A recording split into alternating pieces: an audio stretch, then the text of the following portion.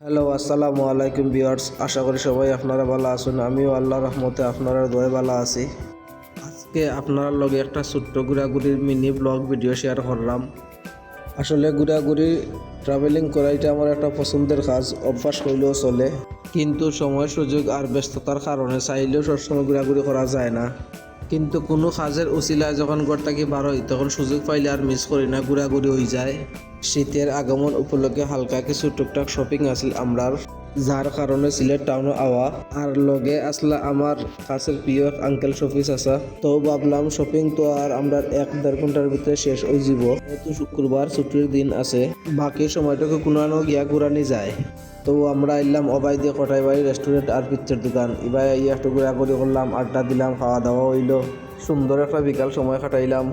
যদিও এই রোডে আমার অনেকবার আওয়া যাওয়া পড়তো, কিন্তু সময় স্বল্পতার কারণে উঠতাম না। অবশেষে কোনো প্ল্যান পরিকল্পনা ছাড়াই আজকে হুটহাট আইলাম। আর কটাইবাড়ি রেস্টুরেন্ট খোলার পর থেকেই অনেক আলোচনা সমালোচনা সোশ্যাল মিডিয়ার দেখছি ও কিউরিসিটি থেকে আজকে ইবাই দিয়ে আওয়া।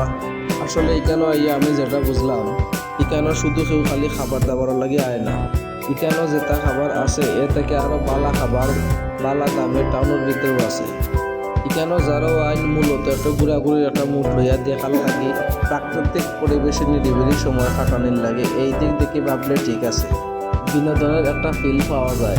আর কটাবাড়ি রেস্টুরেন্টের একটা জিনিস আমার কাছে খুব ভালো লাগছে, তা হইলো কিচেন রুম। একেবারেই খোলামেলা, পরিষ্কার পরিচ্ছন্ন, সব কিছুই সুন্দর দেখা যায়, আর এই জিনিসটাই আমার কাছে খুব ভালো লাগছে। আর তারা এখানে দেখছি নামাজ পড়ার মতো একটা ব্যবস্থা আছে, তবে খাবারের দামটা একটু বেশি আর কি। তারা এখানে কিছু খাইতে হইলে অর্ডার দেওয়ার পর 15 থেকে 20 মিনিট অপেক্ষা করা লাগে, তারপর তারা অর্ডার অনুযায়ী রেডি করে দিব। আমরা এখানে তখন বেশি কিছু খাইছি না, হালকা স্ন্যাক্স আর চা পানি খাওয়ার পর কিছুক্ষণ সময় কাটাইয়া এখান থেকে আমরা বাড়ি গেলাম। যেহেতু আমরা লগে বাইক আছে আর হাতে সময়ও আছে, তাই আমরা এখান থেকে বাড়াইয়া আমরা পিচ্ছের দোকানের দিকে রওনা দিলাম। আর পিচ্ছের দোকান হইল হুমায়ুন রেশদ চত্বর থেকে মাত্র 2 থেকে 2.5 কিলোমিটার দূরে, দক্ষিণ সুরমা পড়ছে বেঞ্চবন্দি রোড। গার্ডেন প্যালেস একটা রিসোর্ট আছে এখানেও, ওটার পাশেও পড়ছে পিচ্ছের দোকান। এখানে ইয়া দেখি মাছ বাজারের লাগান মানুষ চা আর সিঙ্গারার আড্ডা চলে।